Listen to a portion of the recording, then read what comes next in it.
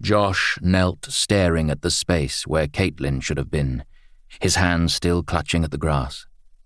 He could smell her perfume lingering in the air, feel the warmth of her body on the flattened ground. Instinctively he hit the rewind on his tachyon, and the world around him spun back 2 minutes. It made no difference. She was still gone, and there was no stable trail to follow. He couldn't bring himself to leave that moment, even though his instincts were screaming to follow, to take action, to pursue the smallest trace of her. His heart told him to stay, to wait, just in case she came back. The sound of Sun Tzu's cavalry came thundering across the valley. It seemed louder than before, when she'd sat there eating noodles and telling him about how the battle played out. Josh struggled to remember what she'd said. He hadn't been paying too much attention to the words, just the shape that her mouth made as she spoke them. He waited, desperately hoping to be wrong. Seconds turned into minutes, and still there was no sign of her. A pall of smoke rose up the side of the valley, bringing with it the metallic tang of cordite and gunpowder. Josh couldn't remember if Caitlin said they used guns, and right now he didn't care. She was gone, and he had no idea what to do next. He could sense there had been some kind of temporal adjustment, a repair as the colonel would have called it.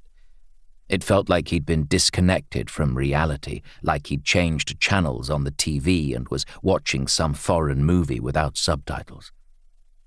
Josh tried to focus on the memories of the last few hours.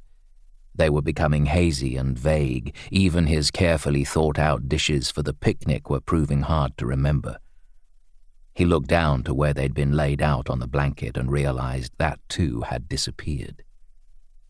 Down by the river, the battle raged on. One of the mounted warriors caught sight of Josh and turned his horse towards him. The rider was clad in gold and red, his face hidden behind a demonic mask. The sun glinted off the plates of his armor as they bounced rhythmically against the horse's flanks, his hand a blur as it whipped his mount into a charge.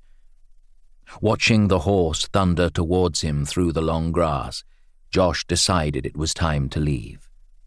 He estimated the distance between them and began to count down under his breath. 10, 9, 8, 7. He looked around once more, feeling the drum of the hooves tearing up the ground as the horse bore down on him. 6, 5, 4, 3.